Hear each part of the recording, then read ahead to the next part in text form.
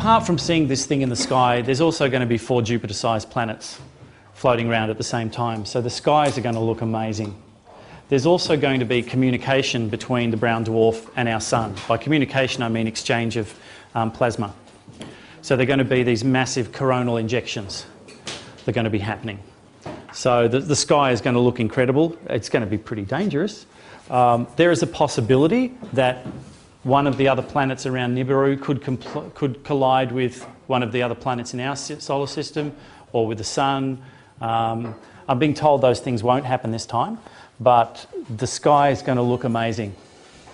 Really, this is such an exciting time to be here. And I know it seems bizarre, but you'll work through, and Crystal will take you through this process of working through the initial shock to get you into your higher self, to understand why you're here and to see the exciting aspects to all of this. So in the second half, I'm going to talk a little bit about the who and the why stuff, and then Crystal will also do some why stuff as well. The key to the who stuff goes back 4 billion years, because there's a race of reptilians called the Dracos, and they feel that they own this universe because they've been around here for so long. And they in fact owned this solar system for a long period of time. Hence why we had a period where the dinosaurs were the major species on the planet. Now the thing about the Dracos is they operate from the lower realms of the 4th dimension. Okay? The lower realms of the 4th dimension down into the 3rd dimension. And they've been travelling around conquering everybody because they believe they have a right to. They don't have emotions. Some of you might have heard that there is a good reptilian race, and that there's the bad reptilians and there's the good reptilians. It's not true. The reptilians have an agenda, they have no emotions, and they will do whatever they need to do to achieve that result. So if they're being nice to you, which is what some people believe the reptilians are, they're not. They're just doing what they need to get their agenda. Now the reason why the reptilians are the key in all of this is because they want to conquer the whole universe. Not just the 3rd dimensional realm, which is ruled by fear, which is the mirror. So they use fear to control everything from the 4th dimensional realm. Now what you can do at the 4th dimension is you have the ability to shapeshift. So you can project onto 3rd dimensional forms. So you can control. Because their agenda is to get up into the higher realms. They want to get up into the 5th dimension and the 6th dimension and 7th dimension to conquer it. But they can't, because they're rooted in fear. So what they decided to do was to get hold of some humanoid mammalian DNA and create hybrids, and to use like a Trojan horse to get into the 5th dimension. So through hybrid forms, they could get up into the 5th dimension to conquer it. So what they did on this planet, they started creating a whole lot of experiments 100 million years ago with their own DNA, trying to find a form that could get up in here, but they couldn't. There was also a big galactic war going on at the time, and 65 million years ago, the planet got hit by an asteroid, bang. And a truce was called between a galactic federation, and probably some of you have heard of it in some other form, of 5th dimensional up beings who live in a state of love. And they take various forms of that. So they declared that this planet Earth would be a hospital where beings from all over the galaxy could come here to work through their shit, where they could incarnate into forms to work out their karma, because they believe in it. And the Dracos said, we don't have a problem with that at all, so long as we can help. So we just need some access to some DNA to create some vehicles that these beings can incarnate into. So 20 million years ago, they got to a point and I'm jumping a little bit because they created all the shrews and all the things first, but 20 million years ago they created the Old World monkeys. And the Old World monkeys had between 20 and 80 chromosome pairs. Now the Dracos, they live in excess of 100 million of our years. And that may seem extraordinary, but imagine I'm a butterfly and I live for a day. And I look at you and I go, are you telling me you live 365,000 of my lifetime? No, that's not possible. So to a butterfly, the concept of us living for 80, 90 years is ridiculous. Well, imagine we're the butterfly to the Dracos. They live over 500 million years. So a couple of million years for them to do an experiment is nothing. Okay? So having created the Old World monkeys, they went, okay, let's work out which one's best out of that. And 12 million years ago, they created gorillas, chimpanzees, orangutans, and the gibbons. Now, the gorillas, chimpanzees, and orangutans had 48 chromosome pairs, I think, and the gibbons had 44. The gorillas, chimpanzees, orangutans were a bit too strong, and the gibbons were a little bit, although they had the bipedal motion, they didn't have the strength needed. So what they did was they eventually settled on 46 chromosomes as the best vehicle to do that. Australopithecus, Peking man, Neanderthal man, Cro-Magnon man. Now the interesting thing about Neanderthal man is Neanderthals had a brain capacity twice as big as ours. And the anthropologists will tell you that they were so stupid they died out. Doesn't quite resonate with me.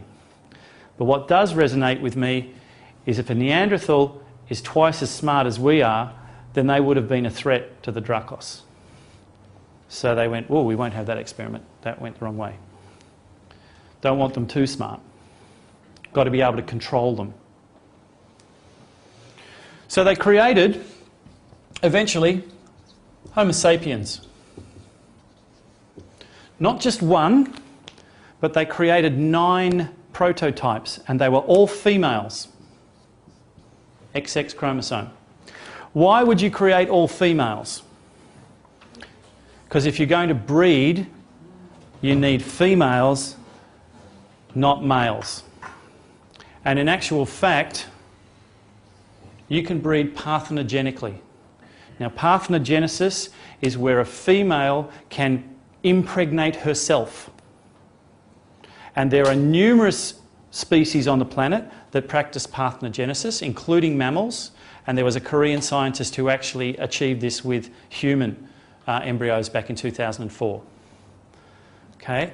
So you can have parthenogenic stuff going on. And in fact, the female chromosome, just to put us men in our place, and this is very relevant to what I talked about before about the women knowing the toning, knowing the codes in DNA. A Y chromosome is actually a piece removed. Males are incomplete. Deliberately incomplete. Okay? That's a little bit of a side there. So they created 9 prototypes. One with black skin, one with white skin, one with yellow skin, one with red skin, one with blue skin, one with green skin, one with brown skin, and I can't remember the others.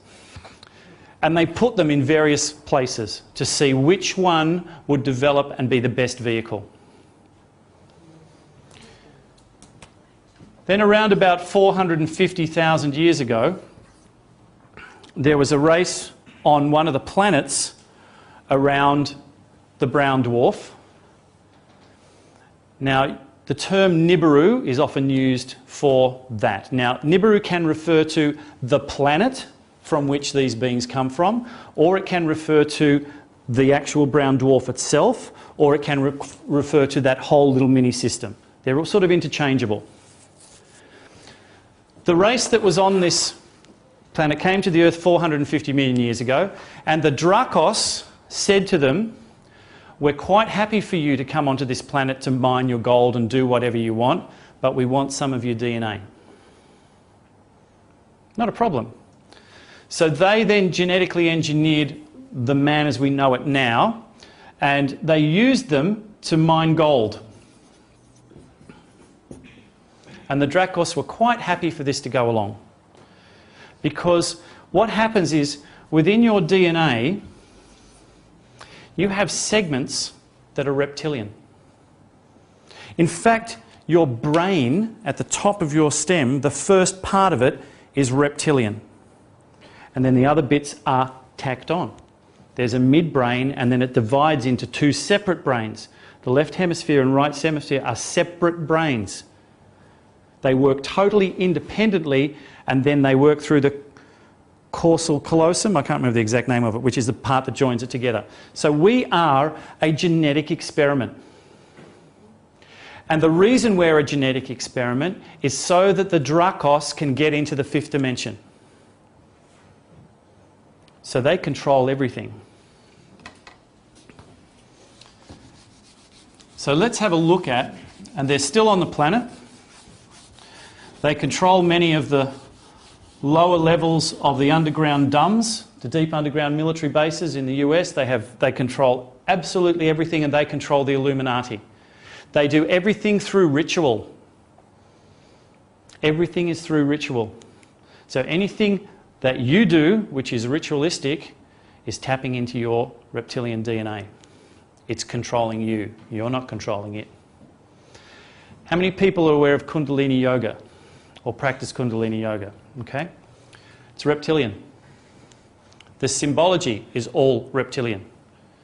Because you are continually trying to raise your energy up through your spine. If Kundalini Yoga worked, you would do it once and you would attain that level and stay there, and you would have no need to do it again. But what happens?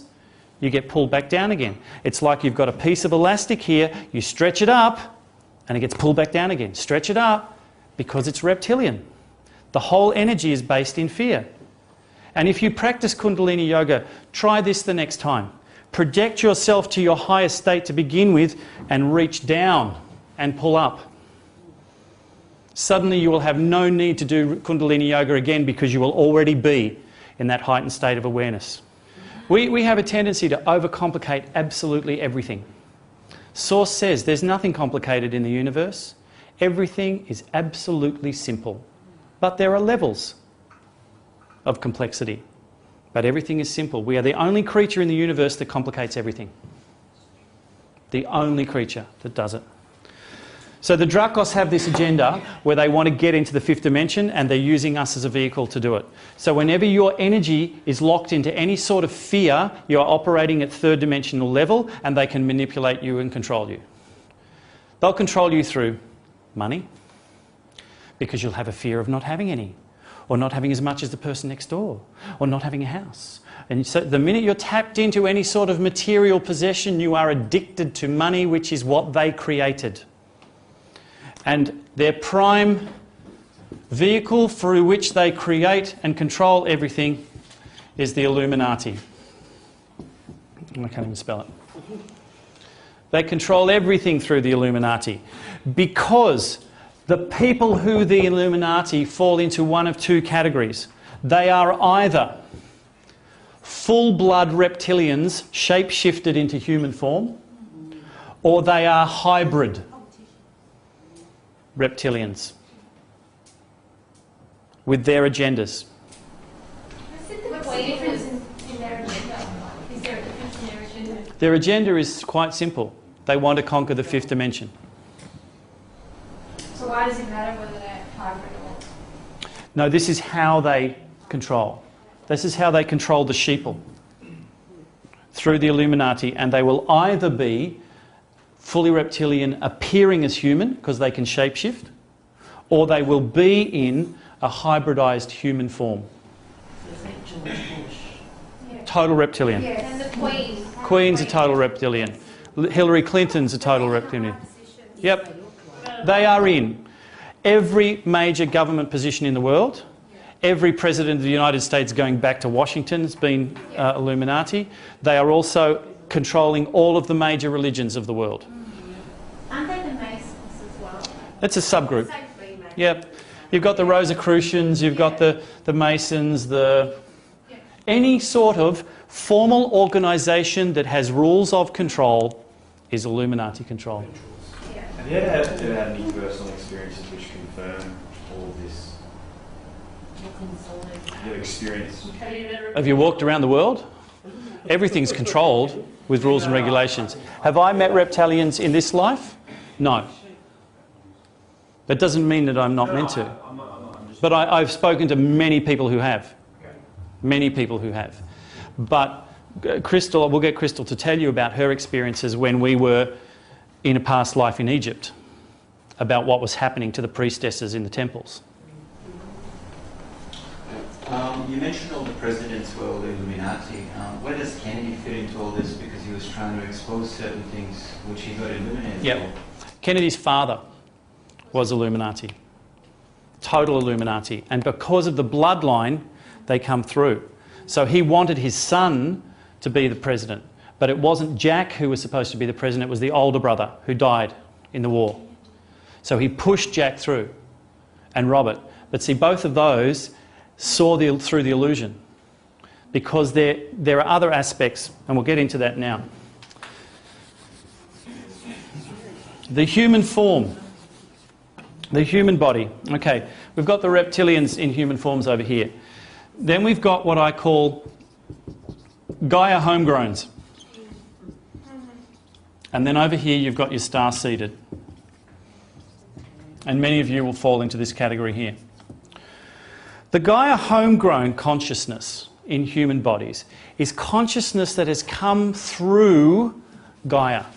It's gone through being mineral, it's gone then up through being plant consciousness, it's then gone up through animals and insect, it's gone through the whole hierarchy, which the Buddhists talk about, to get into human body consciousness. And they are homegrown, and most of these people are pretty simple, basic sort of people. We probably all know people who we go, yeah, they don't have a lot of spirituality about them. Okay? That's a really important thing to say, because the star-seeded people are the ones who were invited to this planet to come as healers. So they put their hand up and they said, yes, I'm going to come and I'm going to heal. They came from the Pleiades or Sirius or whatever they bring with them. Now, when you come here, you will partner up with someone from here, because there's no point with you partnering another Pleiadian. Waste of time. So you will connect with people to try to... Now though, that's actually, that was the case, but now, over the last sort of 10 years, that's actually shifted. So a lot of staff... Because of what's going to happen. Actually, yeah, exactly. Yes, they're regrouping because they know it's time to leave. Yeah. They've done their work. Definitely. Okay. You will find someone who needs to learn about unconditional love and do everything to try to get it to them, and they just won't get it. So then you move on, you find another one. So, well, I'll try and find another one. And that's exactly what the healers do, whatever it is you do. And that's why you've chosen to come here. Would a healer ever attempt to heal a reptilian or a hybrid reptilian? Or do they? Look, no. From the people I've spoken to, they have a knee-jerk reaction to them straight away, and they don't have anything to do with them. Because you can't heal these people. They have... Cold-blooded. They're cold-blooded. Yeah, you're not going to be able to heal them, so therefore you suddenly go, no, I'm not going to go there. So you just stay away from them. So no, I don't know of any star-seeded people who've tried to heal reptilians. Is those people mentioned in the book, an old ancient book, The Keys of Enoch, these star-seeded people? Oh, look, you get them referred to left, right and centre in all of the ancient religions. Now I've got a placement for them, yeah. Yeah. But they're not necessarily the Anunnaki. Okay? There are people in this room that come from different star seeds who have come here to help. And here's the interesting thing. There are a lot of light workers who are praying, doing a lot of spiritual work to prevent these earth changes from happening. Okay? Not allowed to. You're not allowed to. You are not allowed to interfere with the free will of Gaia. The light workers who are doing that are caught up in their own ego. I'm the brilliant doctor who can heal all. Okay? Let's say all the life forms consciousnesses on Gaia. Amoebas, ants, fish, birds, animals, you name it. Add them all up. Now put the human consciousness in. Where do we fall? Nowhere. We're less than 0.00001% of the consciousness on this planet. And in terms of Gaia, an ant has as much of a vote as a human, as a life force. So Gaia and all of the life forces on this planet saw a half a dozen cells deciding they were going to do their own thing. What do we call that? We call that cancer. And we get rid of it because it's detrimental. Gaia has an agreement with the sun and this solar system to have a cycle of cleansing that comes through every period, and a culling of this 100% of human consciousness. And I'm not talking about the starseeder, because a lot of these people say it's going to be a smooth transition and you're just going to be able to ascend. Of course it is for them, because they can just shift back into their star consciousness whenever they want. Not a problem. So they'll do it. But they're trying to tell these people that they can do it too, and that the events aren't going to happen. So they're all praying against the free will of Gaia. Not allowed to happen. Not allowed to happen. But here's the interesting thing. A small percentage of the human consciousness have been able to deactivate the reptilian DNA that's in them, which keeps them locked in fear, and step up to create something quite extraordinary.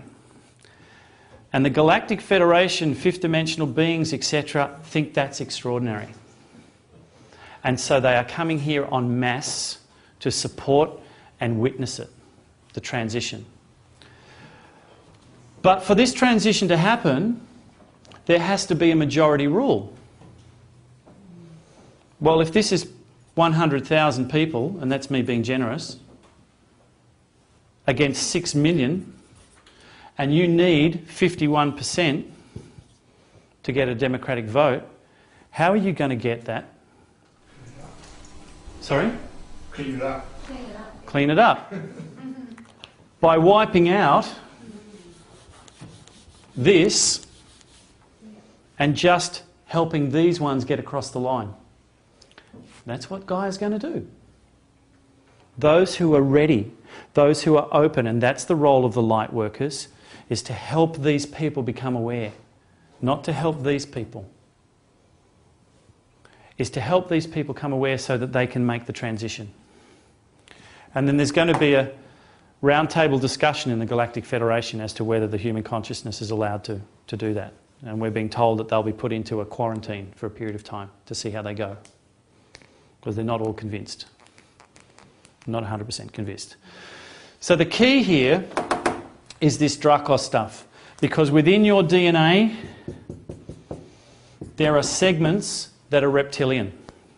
And while they are activated, the reptilians can control you.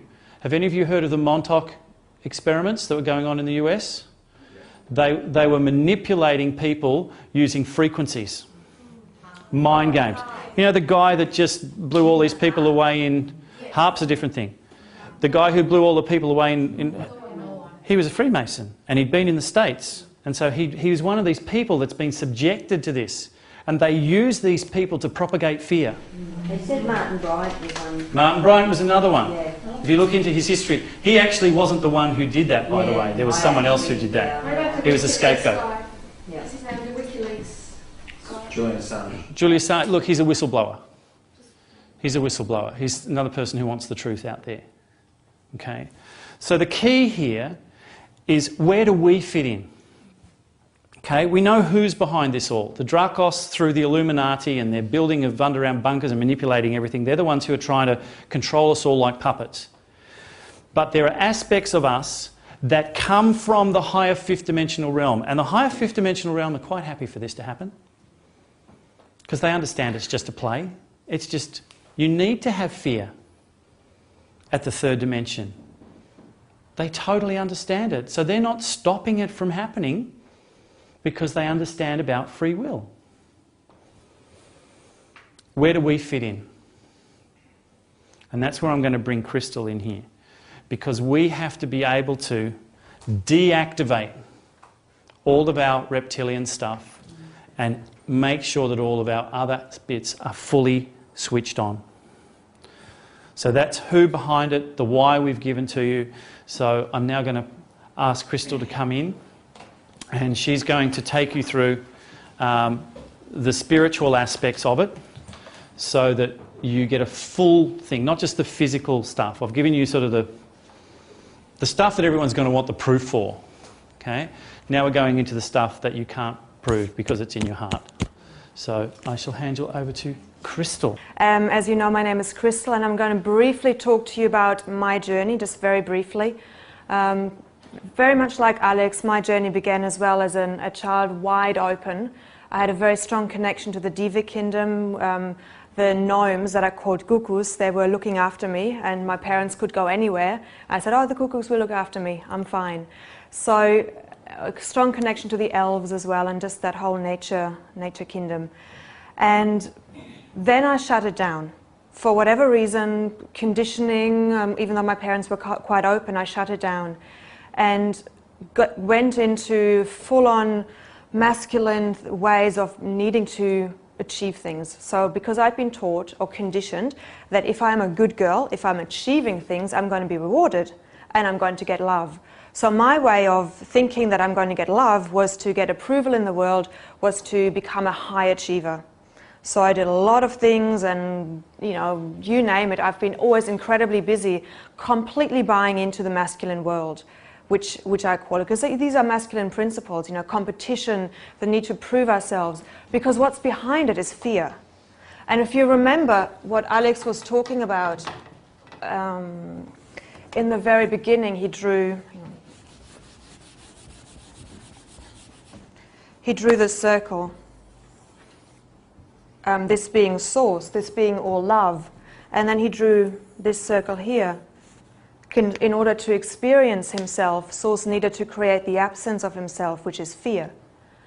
Did you talk about the three? No? Okay. So if we're just love, if we're just in a state of love, which is our natural state, how do we know what it is? How do we experience it as anything but? Because if we're like ill, now if we're always healthy, we don't know what it means to be ill. We don't appreciate what we have in our health. So it's the same with this, it's the same with love. If we don't know anything else, how can we appreciate ourselves as being love? So we choose to go into this third dimensional illusion of duality to experience all the emotions that we have, and all the facets of fear and all the facets of love. And that's what I bought into, completely and utterly, until I realized that wasn't getting me anywhere. I was being all things to all people, trying very hard, but really wasn't happy inside of here. So then I realized this is where I needed to get back to. I needed to simplify my life. I needed to stop needing to be liked. And I just needed to just speak my truth and be who I am. So I experienced the fear, and now it was about me getting back into the love state. And this is the journey. Some people may know that there's 7 chakras, and others may know that there's 13. And the 13 are just aspects. There's 1 at the base, 2 at sacrum, 3 in the solar plexus, 1 in heart, 2 here, 3 here, and again 1. And the 3 here is what I'm going to talk about, because we can all know, first we know things, then we experience things in order to have an awareness of things. So here we're just all knowing. So it's the intellectual understanding, the intellectual knowing, and a lot of people I know are doing what's called spiritual intellect, have their spirituality in their head. And I was one of them. I knew everything, I understood everything, but I hadn't experienced it. So this is where I'm now going back into and helping other women also to, or generally everybody, to get back into that feminine, which is what we need at this point. It's the women who need to now step forward to embracing their feminine essence, their being in heart, and creating communities where we can work together as a collective so that we can prepare for those changes. Because look where patriarchal society has gotten us. And this is nothing against men or advocating females or not putting men down. It's simply a fact. The masculine aspect within all of us is fear-based. So we need to prove things. We need to be out there for ourselves. The feminine knows that there is inclusion and every perspective is valid.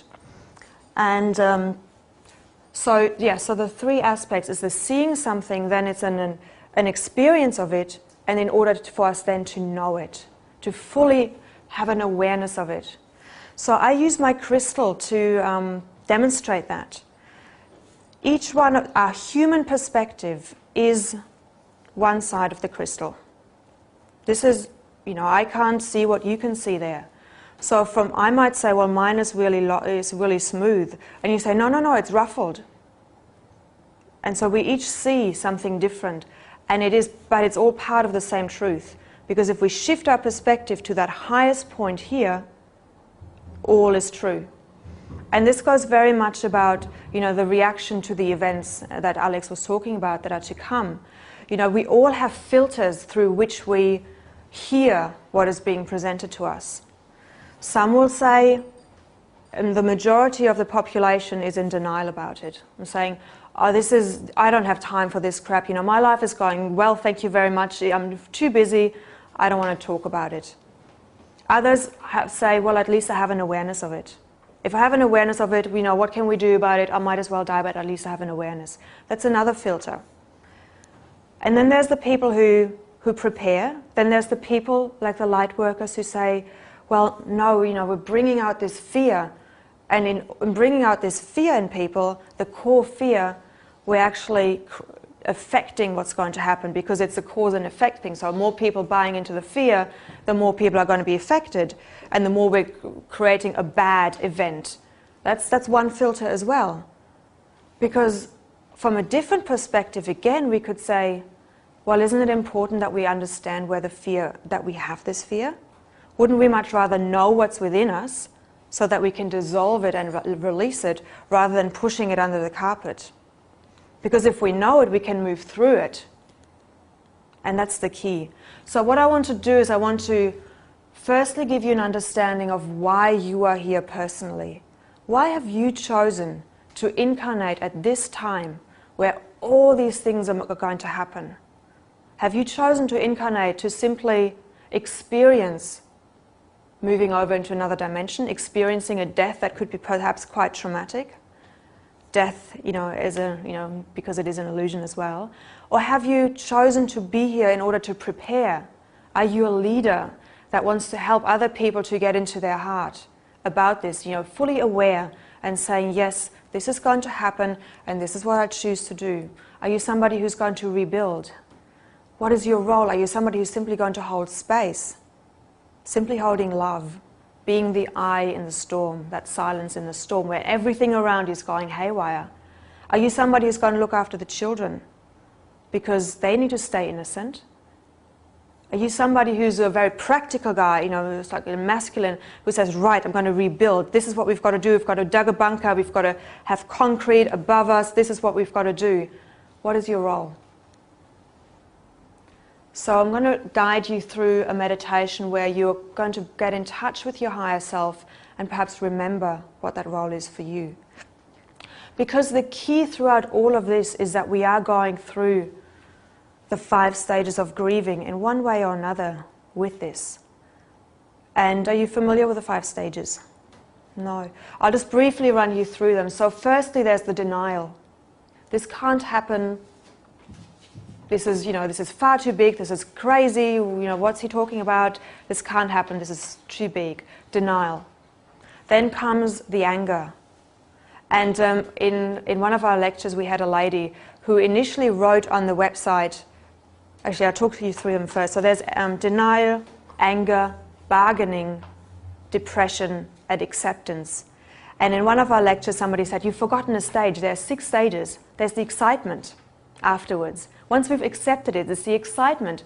Because if we have chosen to incarnate at this time, we must be pretty advanced scriptwriters because we want to have drama in our lives. And I don't know if Alex spoke to you about the scriptwriter idea of that before we incarnate, we decide what we want to experience in our lives. So we write that script and we find the actors up here that can help us fulfill that script. And then we incarnate and we play it out. We become the actor. And most people forget that in becoming the actor, we forget that we were the scriptwriter as well, because we're getting too attached to just one side. We forget everything else. We forget that perspective. So it's about remembering at this time the perspective of the higher self. What is your purpose and what have you chosen to create in this life? What have you chosen to experience? So, for example, if you've chosen to experience love, you would need to create the absence of love. So what you would incarnate in would be a family where there might be a lot of domestic violence, sexual abuse, just anything that is anything but love. Or joy, similar thing, or you want to experience health. So you incarnated it into a body that's very ill. And the problem is, or the challenge, is that we attach to those things. So once we've been sexually abused, once we've had traumas happening in our lives, once we've felt rejected, we attach to those emotions and we project them forward into the future. And so we almost anticipate that that's going to happen again, right? Because that's what our past experience was. So the key is to not attach, because only then, and by knowing what the purpose is, by going back to that higher perspective, can we then remember for what purpose we chose to experience those things. So the more ups and downs you have in your life, the more advanced the soul you are, the more advanced the scriptwriter you are.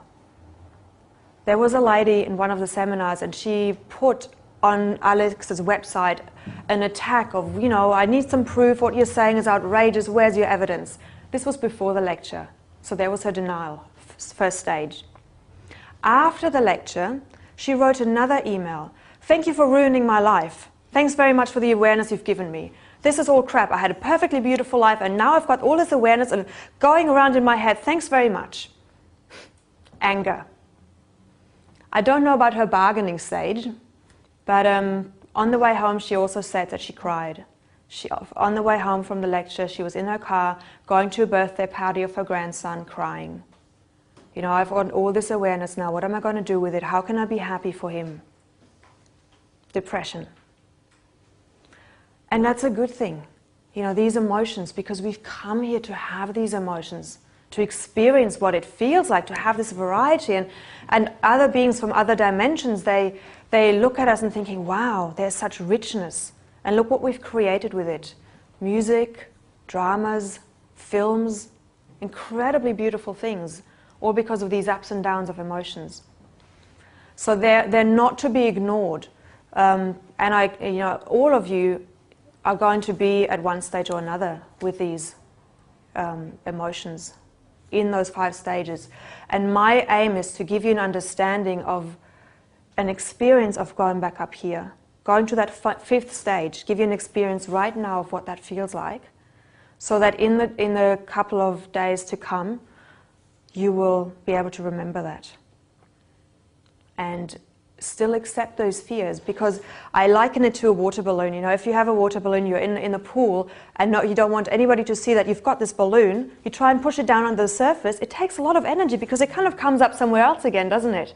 And you try and push it down again, it comes up somewhere else, and you're spending all this energy suppressing these emotions that you don't have any time and energy to plan. So accept these emotions, celebrate them, live them, honor them, and move through them. Don't attach to them. Does that make sense? And that's really key. And I know it's easier said than done, but if you can remember that, that would be fantastic. My dad passed away two years ago, and that was in Germany, so I didn't fly to the funeral. A couple of weeks later, I went into the cinema, and there was a film playing about a Japanese ceremony of cremation and how the rituals that they do. I felt I was at my dad's funeral. I was crying, but I was at a date at the same time. So this was a bit weird. You know, I was grieving for my father's passing over, and I was having this date. And I noticed myself needing and wanting to have a shoulder to cry on and lean on. But that wasn't our agreement. We were there to have fun. So realizing that my inner child needed something and she needed to be assured and she needed love, I took myself off, excused myself, took myself to the toilet, allowed myself to cry for 5 minutes, just let it all out, and then I talked to my inner child. And I told her that she was still loved. I told her everything that you would tell a little child that was crying when she's upset about something. And I put my hands on my heart and I felt her and I kind of held her like this. And then I cleaned up my face and went down again and we had a great night. So I honored my emotions. I expressed them, I let them go, and I carried on what I needed to do. So if you can remember that story when you're getting into one of those phases, maybe that might be able to help you to honor it and move through it very quickly. So let's go into why you are here. So what I'd like you to do is just put down all your pens and papers.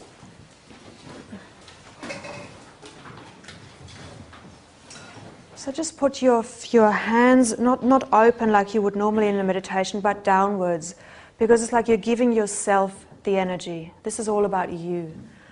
The receiving, just trust that the receiving will still come into you and through your hands into your body. So I'd just like you to close your eyes and focus on your breathing.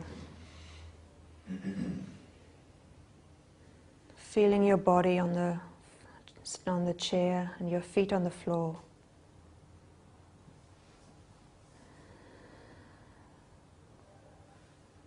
And just deepening and lengthening your breath.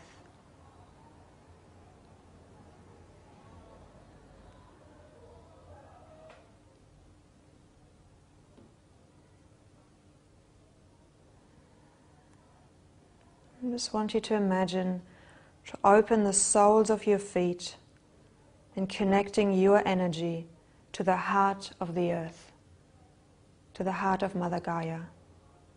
Whatever you visualize in the heart of the center of the earth to be. It could be a flower, it could be a crystal, it could be a heart, whatever it is for you. And there is no right or wrong.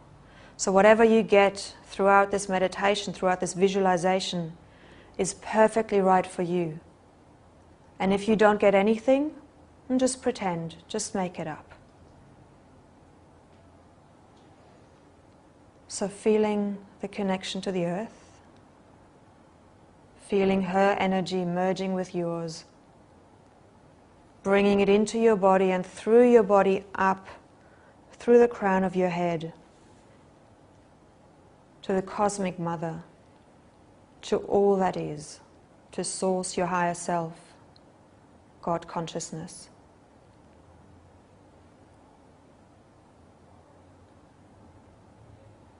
And just feeling that sense of oneness, connecting above and below, expanding, opening your heart, being fully present in the now.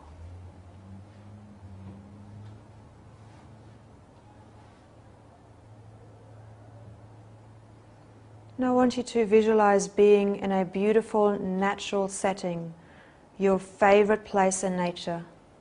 This could be at the beach, in a beautiful meadow, or in the forest. And just notice in the distance a figure appearing, a being.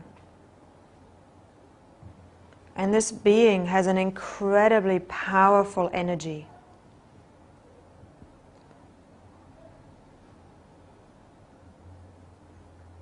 Just notice her or his walk and the qualities that this being has. Incredible sense of love, personal power, wisdom, grace, whatever else there is for you.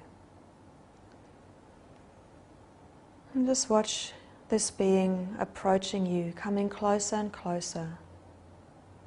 And just see her or him with your heart, not just with your eyes. Feel this being as it approaches you.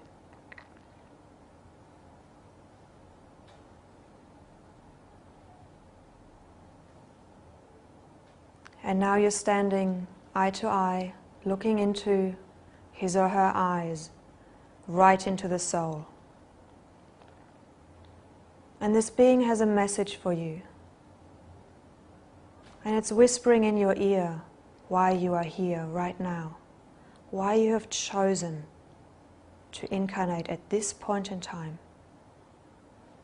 What is your purpose?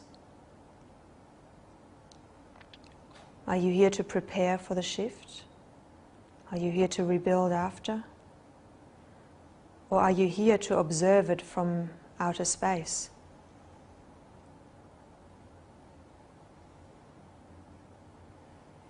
And what specifically is your role if you are here to rebuild or to prepare? What have you come here for?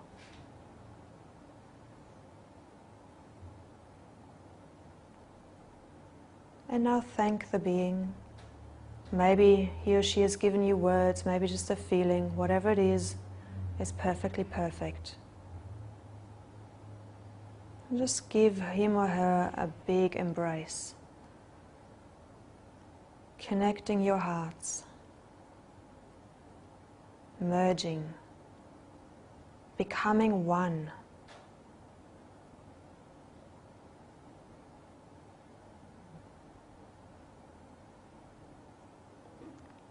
Feeling the feelings, feeling the beingness of this being, seeing the world through his or her eyes, experiencing that strength and power, that stillness, that courage, that love, and whatever else there is for you. Being one.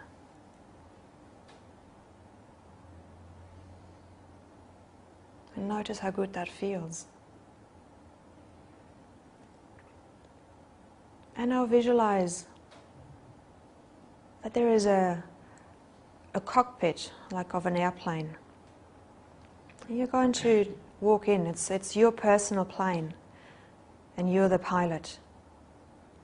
And there's lots of switches and flickers and lots of wires going off everywhere. Some are big, some are small, some are colorful, some are grey or brown or dark black. Just have a good look around there. This is your DNA. It's the control room of your DNA. And your DNA, of course, being the blueprint of who you are. It's got recorded in it all of your life's experiences, all of your ancestors' lives' experiences, and all the experiences you've had in alternate or past lives. It's all there, right in front of you. So have a good look around. And I would like you to see all the switches that have reptilian DNA in it activated, all those wires, and have a look at what they look like. Maybe they're scaly, maybe they're green, maybe they're brown. Are they really thick? How many are there? Are they really alive? Are they pumping juice through them?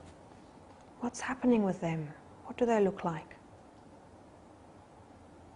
I'd like you to take a good note of them, and if it feels right for you, deactivate them by flicking the switch from on to off.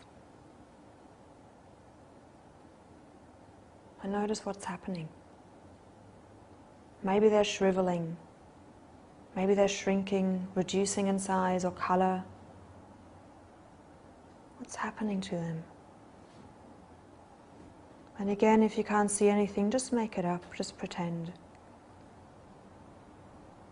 And if you like, just follow them all the way through your body, and you might just rip the whole thing out, and you might also like to roll them up, like a film roll, and put them into your reference library. Or you might just let them go back to where they came from. Whatever feels right for you.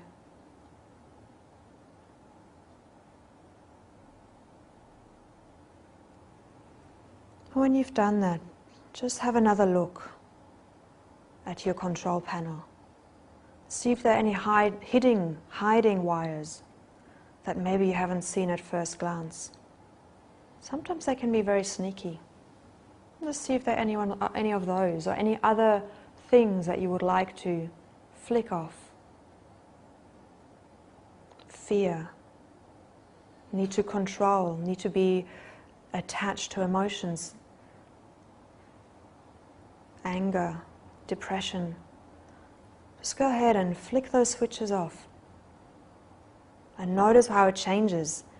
Notice how suddenly there's more room because they're shrinking and shriveling, and you're taking them out and either storing them in the library or just letting them go into the ether, away, back to where they came from. Because you have experienced what it feels like to live with that fear, and now is the time to let that go. Because you know it, you've experienced it. So there's no need to attach. So if there are any switches that have attachment, any attachment switches, just go ahead and flick them off as well.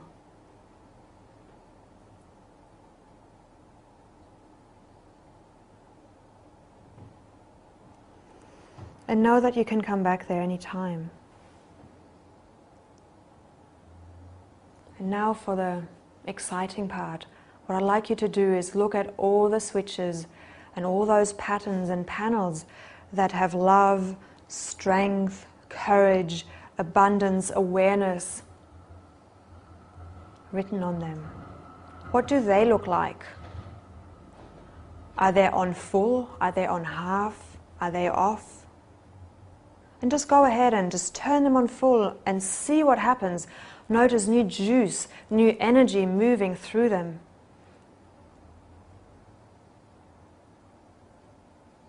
Taking up all the spaces that you've cleared.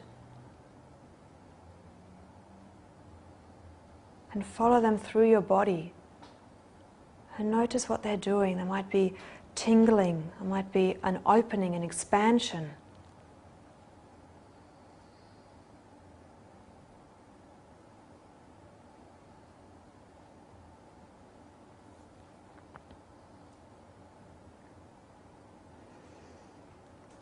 And when you've done that, just become aware again of who you are in all of you, who, not just in your human self, but in this beautiful state, being merged with all of who you are, being merged with your higher self. Just again feeling, being that being.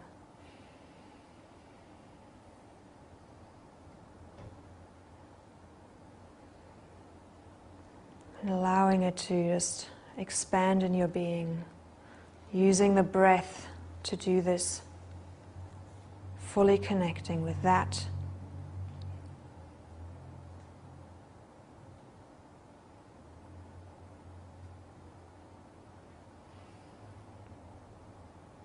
And come back to the natural setting that you're in, your beautiful space in nature. Feeling the shifts in your body, or noticing what's different, what's the same.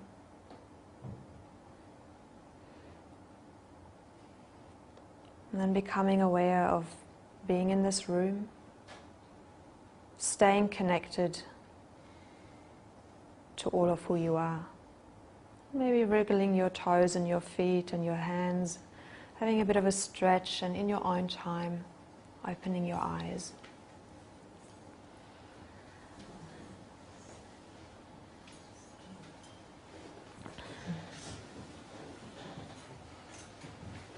And just trust that whatever you needed to get, you got.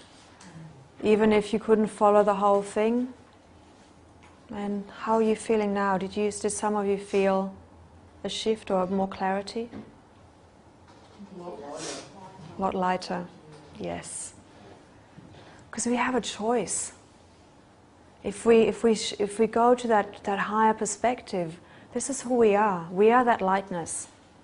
So whenever we get bogged down with these emotions, we can just doing that. And you don't have to take half an hour to do it. You can sometimes just maybe even just touch your heart, remember that vision, and that lightness will come back. So this is one of the preparations of how you can prepare for the changes on an emotional level, because knowing that emotionally it can be a roller coaster, so it's about acknowledging that and shifting back to the spiritual perspective of things that can help you to maintain your calm and go about things the way you want to. And maybe even that childlike innocence, that childlike excitement. Because children don't have any good or bad. They don't know what's right or wrong. They're just exploring the world and they're getting surprised at being told off. So just tapping back into that inner child as we're preparing for these changes would be a really, really helpful thing. So that's the spiritual and emotional preparation. Mental preparation, simply visualize exactly how you choose to respond to those events when they happen. Imagine what you'll do when the ground is shaking. Imagine what you'll do and how you'll respond when people are suddenly coming to you because they heard you talk about it, asking for help. Visualizing yourself being the eye of the storm, that calm center. And running this through your mind over and over, because in doing so, what you're doing, you're creating new neural pathways. Scientifically, it's proven that if we are in an alpha state and we visualize things, we can change our neural pathways into something as if we've already experienced it. And wouldn't that be a great thing if you react to these events as if you've done it 1,000,000 times over already? I used to prepare for public speaking like this. I used to visualize exactly how I wanted to feel. And when things went wrong, I would still be calm. So it really does work. And there's an experiment by a football team as well. I don't know if you're familiar with that. They've divided the team. One half was going to play on the field and the other half was playing in their mind, training the same amount of hours. And guess which team would win when they came back after a week? Yeah, the visualization ones. Do you know why? Because they prepared what they wanted. Yeah, exactly. They had no evidence of failure. They never got it wrong in their mind. They always got it right. So their neural pathways were very strongly geared towards getting it right. So it's incredibly powerful. So if you choose to do that, I invite you to maybe 5 times a day, practicing, visualizing exactly how you choose to be. And there's another thing, and Source always says there's no good in meditating for an hour a day. It's the moment by moment that we really want to experience. So he says 5 times for 5 minutes. So if you can, go into your heart 5 times for 5 minutes a day. Simply connecting to all of who you are. Feeling that lightness, feeling that love in your heart. Remembering that this is who you are love. So experiencing that for 5 minutes, 5 times a day would be an incredibly powerful thing to do. Again, because there's very small, there's only a couple of hours between those 5 minutes, 5 times a day, in which you will remember and you will strengthen that way of being if you're not already doing that. And with that, I'd like to invite Alex back to talk a little bit about the physical preparations. And just be very consciously aware that as you're hearing how to prepare, that you stay in the space that you're in right now. It's a great exercise to keep that lightness up. So with that, I'll hand over again. If any of you are like me, I tried meditation once, couldn't do it. There was so much going on in my mind, and I tried many, many times to get it happening, and it just wouldn't work. And I had this voice in saying to me, that's not the way, it's not the way, it's not the way. And eventually when Source started to connect to me, he explained to me why. He said, people are meditating to try and clear their thoughts. He said, but every thought comes from source. So when they're trying to clear their mind, they're then trying to fill it with thoughts from source, from God. So they're sort of defeating the purpose. And he said the purpose is to be out in the middle of everything and be calm. Not to go off and be calm and be away from everything and then to come back into the world and go, oh my God, I can't deal with it, I need to go and meditate. So the thing is, no, you need to be in that state and you need to be in the middle of the hurricane all the time. And I think Osho talks about it a lot. For those of you familiar with Osho, is that every moment is a meditation. And that idea about, you know, if you have trouble meditating or connecting, just go into your mind and visualise what you want. It's like, what do I want for Christmas? Yeah, visualise it. Because your thoughts are powerful because they're totally reflecting the whole creation of the universe. It's all thought. Everything is thought. It's a good, useful exercise. It will work. It's like a tennis player. If you're pretty crap at tennis and a coach shows you how to hit the ball properly, you need to practice. You need to go out and you need to practice and practice and practice. And that little 5 minutes a day thing, everyone can do that. In terms of what we need to do physically, obviously there's going to be big changes and we do need to do a lot of planning and preparation. Basically, you need to find somewhere out of the sun that's going to have a certain amount of thickness of preparation. There's a great book here, Planet X Forecast, the 2012 Survival Guide. I think I've put it on the sheets of paper. There's a lot of information in there about what to do. Some of the information about, this was written in 2007, and the information about Nibiru is not quite correct in terms of its orbit and the timings and everything, but certainly in terms of the preparations, and it's got a lot of information that comes from the Kolkan Bible and the Egyptians backing it up. So I don't go into a lot of the information because what I do is I say, okay, I'm going to point you in that direction. If you want to do the research for yourself, here are some places to go to get you started. It's about getting the picture to you. I don't have time. If I covered all of this, it would be a 12-hour lecture. We don't have the time to do that. It's to give you the nuts and bolts. So that's a good one to get into. If you want to know more about the Dracos and the agendas and everything, David Icke's book, The Biggest Secret, is probably the best book out there about exposing them. When was that one written? David's, it's about 10 years old, I think. Can I just say that David Icke's actually coming out as well. He's on in Melbourne in October the 8th. Shit, I'll pay for those tickets.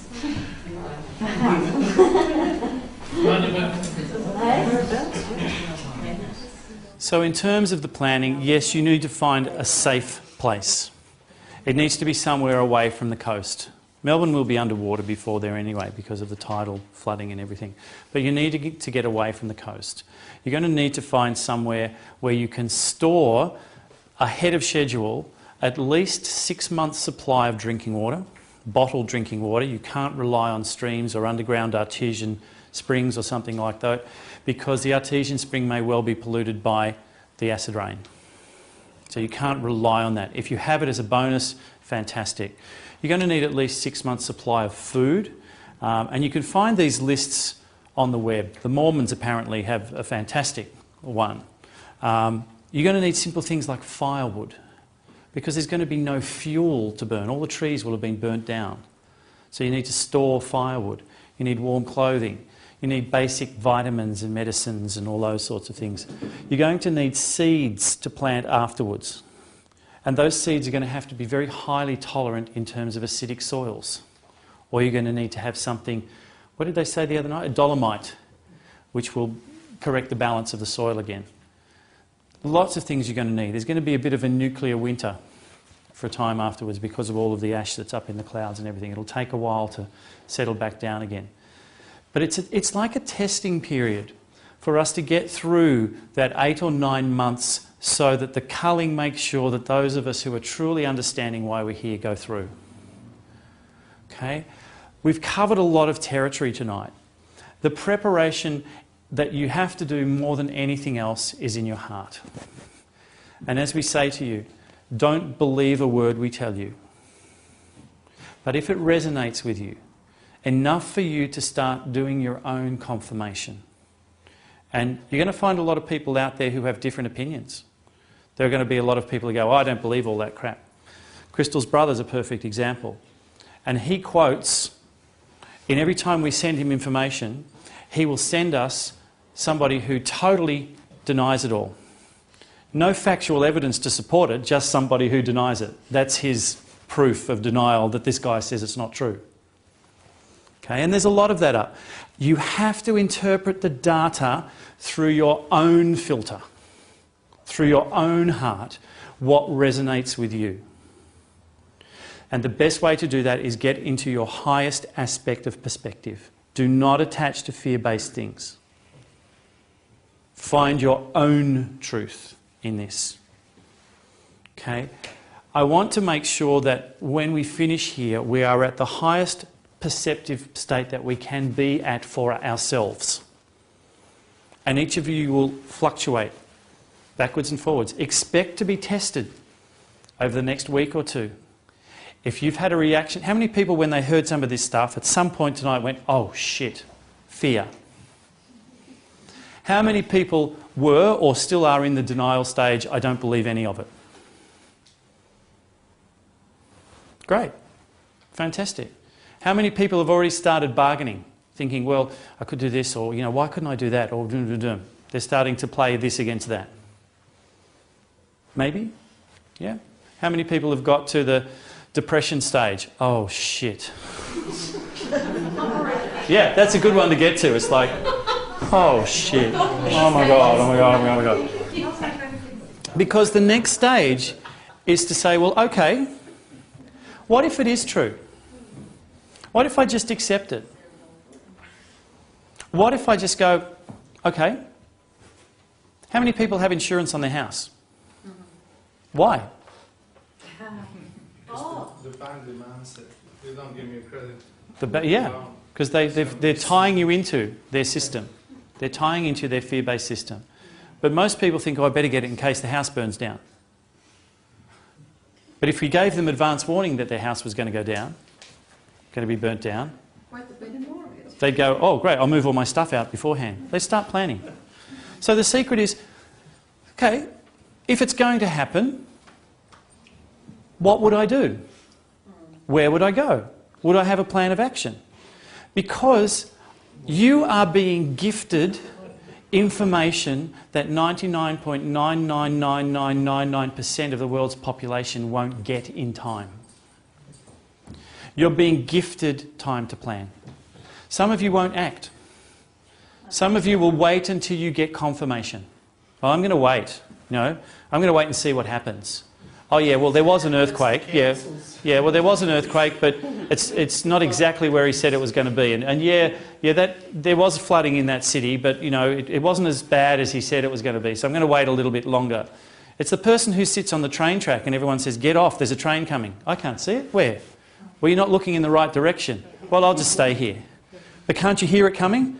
Oh, but that could be on another track. It's like deflect, deflect, deflect, deflect, deflect. Most people are going to be hit and it's too late to do anything. When's that day? There's several. I can't tell you exact date, but I can tell you that when the financial collapse happens, all hell break loose because money will cease to exist. So the anarchy, right? Total anarchy. You will not be able to access your bank account because the bank will have disappeared. All your superannuation goes. You'll not be able to get money out of the bank. Basically. Look, I can't tell you what to do, but if I was in your position, cash will be useful for a certain period of time. Okay? But what will happen is when the financial crisis happens, those people who do not have cash will go, oh shit, because you won't be able to go to the bank to take it out. And you won't be able to make transactions because your bank has gone into receivership and doesn't exist. So the only people... Yes. If I was in your position, I would be taking as many loans from as many banks as I could because they're all owned by the Illuminati anyway. Yeah, I know that. Get big credit cards. You know what should happen? The water should go to them. The water should go to them with all the governments. Well, look, things are going to happen to them. You know, it's too many people worry about what's going to happen to the Illuminati. You know, and building their bankers and doing all of that. I'm not concerned about them. What's going to happen to them is going to happen to them. What I'm concerned about is what's going to happen to me. I know what's going to happen to me. And my next step is that you know where you're going to be. People have asked me, so where am I going to be? I said, it doesn't matter where I'm going to be. It's where you're going to be that matters. And if you really want to know, we'll tell you later about what's going to happen. What happened in Japan and New Zealand, especially Japan, I saw on TV where all the water was coming. There would have been people living in the houses, and they would have no warning. Oh yeah, there's footage of them running, trying to get away from it. No warning. It's and the government doesn't want you to know, because otherwise they have to insure them and pay for them. Yeah. So they'd rather those people be dead, so they have to pay for them. Do you know when that first hit, did you all see the footage of the nuclear reactors exploding? Yeah. Okay? Straight away, they went into meltdown. All 6 of them went into meltdown straight away. And what did they tell you? No, it's everything's fine, it's going to do this. And then 2 days later, well, there's been a slight leak, and then bit by bit, they tell you.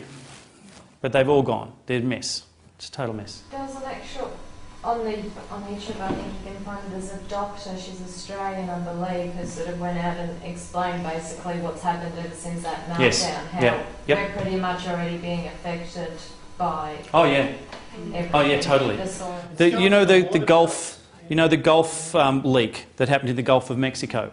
You know how they say that it's all field... There wasn't one pipe that went. They'd fractured the whole floor. There were up to 20 fractures in the seafloor there. And you know how they're saying that there's no oil leaking? Do you know why there's no oil leaking at the surface? Because they have put a chemical through the whole water that causes the oil to seep to the bottom of the floor. It's killed the whole Gulf of Mexico. It's still leaking. But all the oil that's coming up, this chemical is causing it to fall to the floor. So they're lying. That's okay. I'm more concerned for you guys that you have the information. Okay, it's all about truth. We all have a right to the truth, and the governments are not telling us. There's a group called 2012australia.com.au. You can contact them. They are preparing. They were originally working on the December 2012 date, and we've passed on the information to them, and they're having a massive rethink because they're having to accelerate everything. There are survival groups. We're going to put together an email list, and those of you who want to be on it can form a group, and you can work as a community if you want to plan now, and it's the best way to do it. We also have groups in Koroit and groups in Albury, so you can communicate with them, and there's no reason why the people here couldn't say, well, Albury's going to be fairly safe up there. Where are you guys going? You don't want to be in a major city. You want to be as far from a major city as possible.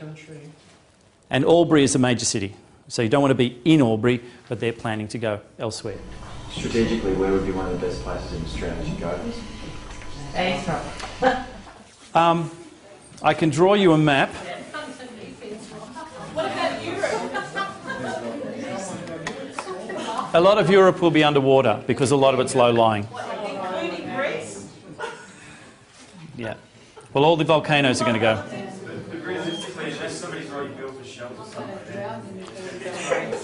Look, there is time. There are people who are digging holes, and they're getting containers, and they're putting containers in there, covering the containers in soil and decking them out.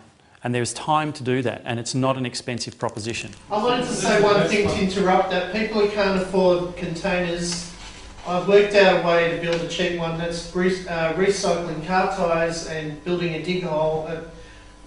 Build and just dig a big hole and use car tyres as your walls. Wow.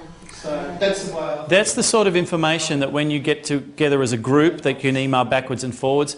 I would suggest if those of you who feel that you want to take some sort of action would perhaps want to meet once a week and form like a committee of management. It's the best way to get things happening. Just let me show you quickly how much of Australia will be left. There's Tasmania. A small part of Tasmania in the northwest part will be left, and this part here of Australia. The rest will be underwater. What's that? Where's that? From the top of the Great Dividing Range down through, up through the northern part of Victoria, New South Wales, all the coastal areas here will all be gone. They'll all be underwater. And it's very hard to be exact because when all of these changes happen, some parts of the Earth will lift and others will fall. So if I say to you, well, look, that part by the current map is 1,500 metres high, so that'll be safe, it could go down. It's a volcanic room. It's like a permanent updates, isn't it? That's the map. For the next...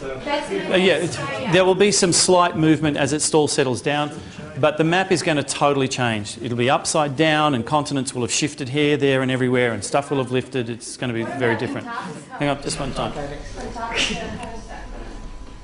Antarctica all the ice will go from it and it'll come into a more temperate zone. That's what they said at Melbourne University years ago about Antarctica, about Melbourne. Yeah, so there's lots of changes. It's quite fascinating. I've been in South America a few months ago, and it's a lot of people buying land around Patagonia, but about a lot of people with a lot of money buying a lot of land and bringing everyone around. If you want to know the safest place to be, buy land next to the Denver airport, because that's where Queen Elizabeth's buying land. Denver Airport? Denver Airport's a mile high, and they've got a huge, massive underground base underneath the whole airport. Just wanted to mention one thing as well. The question of money came up, and some people don't have money but they have time. Other people have money to buy something but don't have the time to do anything with it. So this is where the community comes in. This is where we need to shift our perspective, our thinking, and really work together and see, okay, here's the group of people that really want to do something. What skills do you have? What resources do you have? And really getting together in that way, working as a whole. It's service to others, not service to self. So people with no money have other valuable tools that they can offer the community. So let me just tie up the money, because it was left a bit open-ended. The banks will totally collapse. All financial systems will collapse. You will not be able to get money out of an account, nor will you be able to pay any bills from an account. Okay? This is part of the legislation that Obama passed after the last one, that they can't bail out any big corporations anymore. It's part of their setup. They fixed a loophole. That would include, like, even money that you've had there for years. Yep. Anything that is electronically stored will go. It's the beginning of September. The only thing that will be... please. The only thing that you will have will be cash money, and it will only be valuable until anarchy rules. What about telecommunication? All be going down. Mobile phones? Down. Okay, it's all going to go. All going to go. Does anyone have any other questions about anything that we've presented tonight? If the financial meltdown happens at the beginning of September, and they will trigger it when people start to react to what's going on. As the minute people start to get distracted and go, whoa, well, what's going on? Bang, they'll do it, because they're distracting them to something that's worse. Is Greece the start of all of this? Greece, Italy, Spain. They're setting them up. No, that's the setup. They're setting it up. They're setting it up. And the US is the other one, because, you know, they're all tottering on the brink of being bankrupt. What they're doing is they're saying, oh no, we'll extend it for another 2 weeks, because they're going to extend it as long as they can until people know the truth. Yep. You said something interesting earlier. You said that the reptilians, the Draco, basically empower themselves through our fear. Yeah? And if that's the job of the Illuminati, then why are they not out there spreading fear based on this sort of stuff now? Because if they told you the truth about this, you wouldn't go to work, you wouldn't pay your bills, and anarchy would rule and they wouldn't be able to control you. Because at the moment, there is enough people that if they all stood up against the government, including the police and the army, etc., they could turn around and take charge. So they don't want anarchy yet, but they want to keep you in fear. So they keep you in fear with putting media reports out about how there was a rape in your street and then there was a shooting here, and all the news is all bad news to tell you how bad the world is, to keep you in fear. But they don't want you to know the truth, because if you knew the truth, you would then go for them. They don't want you going for them. They want to keep you in the dark. So by going for them, you mean raising your awareness to combat that fear? Well, physically, physically. If enough people on the planet realised that the Rockefellers and the presidents and all this, we would suddenly go en masse and we would throw out the governments, we would seize all the bases and we would do all of that, and their plans would be screwed.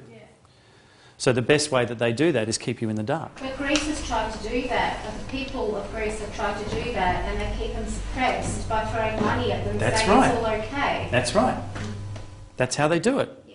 They did it in Saudi Arabia. They all rebelled, and then the prince or the king went, I'll give you all a 15% pay rise. And they went, oh, okay. See, they're all locked into. Here's the key thing. I'll just get to you in a moment. If you have any sort of attachment or addiction, you will not be able to make the transition. That includes physical addictions too. Sugar, caffeine, nicotine, any forms of drugs. Any sort of physical substance that you put into your body which is addictive, you won't be able to make it. If you have any sort of emotional attachments, baggage to fears and, oh, he hurt me and I know, you know, any sort of emotional baggage, you won't make it. If you have any attachments to people, now that might seem really callous, but here's the thing. My beautiful boy over there, I'm not attached to. I just experience love because of him. If he shifts into another dimension and passes over at this stage, that's his choice. I'm not attached to it. But it doesn't mean I can't be in a state of love all the time. And that's the key. Because that's what I was going to say. With all this, that is my fear, the two little boys. And with all that going on, I look at them and think, oh my God, what have I brought you into? No, no, no. They chose. They chose to come here. And they will have more awareness than you will at the moment. You mentioned that death is also just a transition, or it's an illusion. It's just an illusion, just the same as life is an illusion. So if we're in the right state, we can just deal with it. You'll enjoy it. It's like a roller coaster ride. You can sit there and be scared shitless, or you can go, wow! And if you watch roller coasters, who are the people who are scared on roller coasters? The old people. Because the younger ones are just going, this is fun, this is great. Because they haven't learned to be fearful. So what's the point in doing all this to protect ourselves and continuing and building bunkers and uniting when the rich, the Illuminati, will be doing exactly the same thing they've prepared, I'm sure. Yeah. So they're going to be on the same earth that we're going to be on, that's destroyed, but they're still going to be on it. What dimension are they operating in? You say third? Third. Where are we going to be? Same space, different energy. I can take red light and blue light and green light and shine them all into the same space. And they'll all exist in the same space at the same time. And in fact, they make white light. We're 99.99% space. There are other things going through us any second. We think, oh, this is my space. No, there's not. There's cosmic rays and other beings from other dimensions and all sorts of things going through this space. When they talk about there's going to be a hell on earth and a heaven on earth, they're right. The hell on earth is here at the third dimension. The heaven on earth is the fifth dimension. But you can't get there if you're attached by any fears to the third dimension. And that's the same outlook to have in terms of people that say, oh, how would you then protect your loved ones and your supplies from the people, the anarchists that are arriving on your property with a gun, if you don't allow yourself to go into a fear-based dense state? Oh, you don't have to be fear. You can just sit there and go, sorry, you had your chance to plan, bang. And you shoot them. And you shoot them.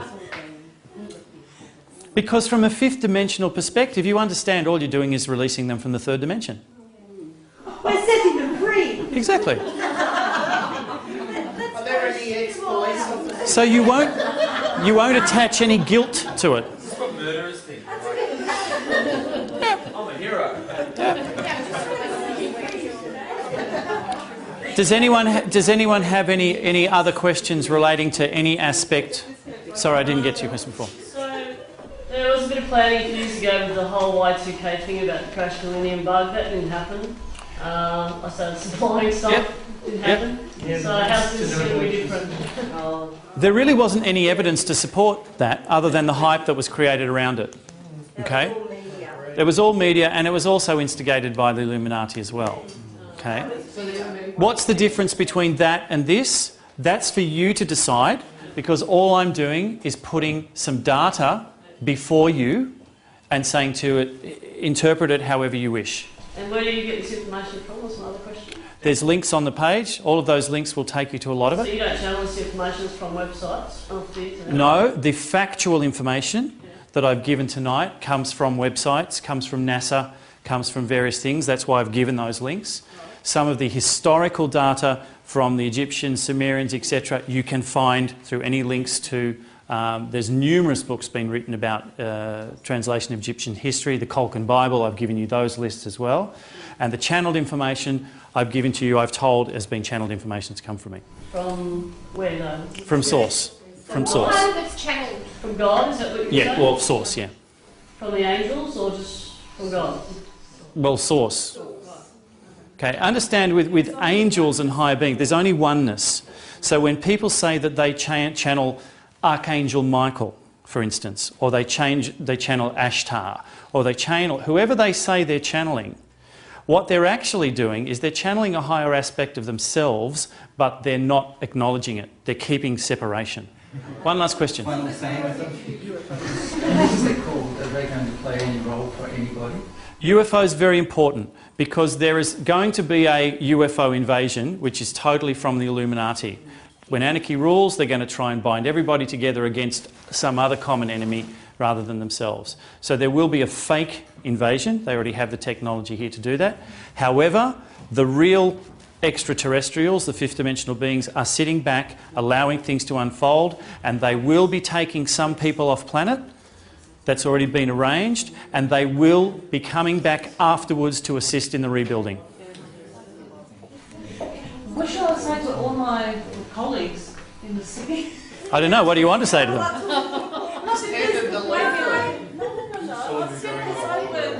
Hang on. Shh. Okay. Here's the thing. What we do is we mention it to people. Okay? We mention it to people. If they're curious, they will ask more questions. If they want to stick their head in the sand, we just walk away.